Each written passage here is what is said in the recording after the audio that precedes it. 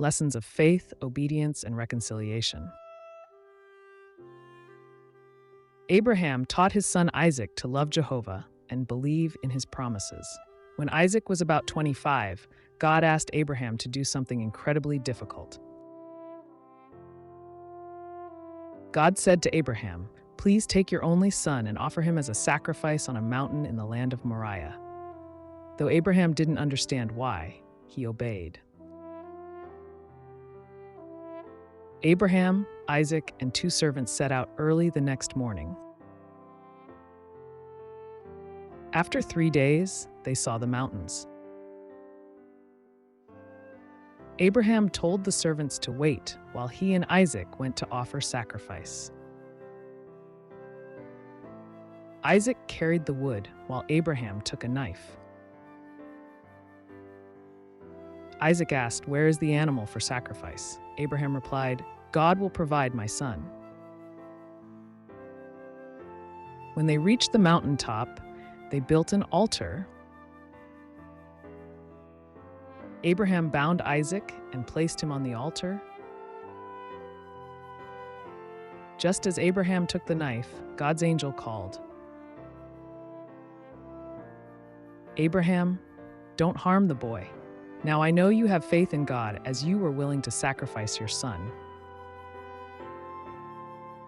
A ram caught in nearby bushes became the sacrifice instead.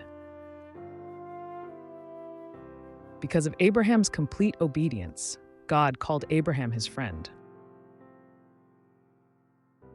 promised to bless him and his descendants, promised to benefit all good people through Abraham's family. For God loved the world so much that he gave his only begotten Son, so that everyone exercising faith in him might not be destroyed, but have everlasting life. Later developments: Isaac married Rebekah at age 40. They had twin sons, Esau and Jacob. Esau loved hunting. Jacob was a shepherd. Esau traded his birthright for a bowl of stew. Jacob received his father's blessing, though younger. Esau's anger forced Jacob to flee to Uncle Laban. What good is it for someone to gain the whole world, yet forfeit their soul? Or what can anyone give in exchange for their soul? Mark 8:36-37. This story teaches valuable lessons about faith, obedience, and valuing spiritual blessings above temporary satisfaction.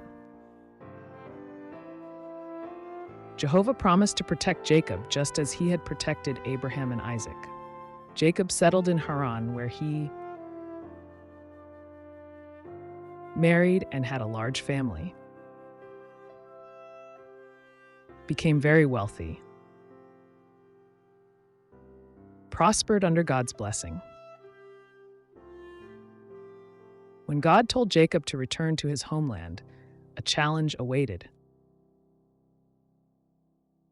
Servants reported Esau approaching with 400 men. Jacob feared for his family's safety. He prayed earnestly to Jehovah for protection, sent generous gifts ahead to Esau: sheep, goats, cattle, camels, donkeys. In a pivotal moment,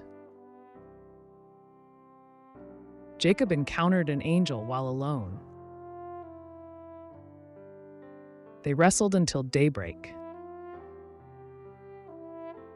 Despite injury, Jacob persisted.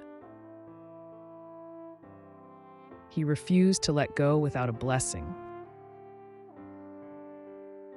The angel blessed him. Jacob gained confidence in God's protection. The meeting with Esau proved transformative. Jacob approached humbly, bowing 7 times. Esau ran to meet him. The brothers embraced and wept. Their reconciliation showed God's blessing. peace replaced old hostility. Had 12 sons: Reuben, Simeon, Levi, Judah, Dan, Naphtali, Gad, Asher, Issachar, Zebulun, Joseph, Benjamin. Through Joseph, God would later save his people. Continue to love your enemies and to pray for those who persecute you, that you may prove yourselves sons of your Father who is in the heavens.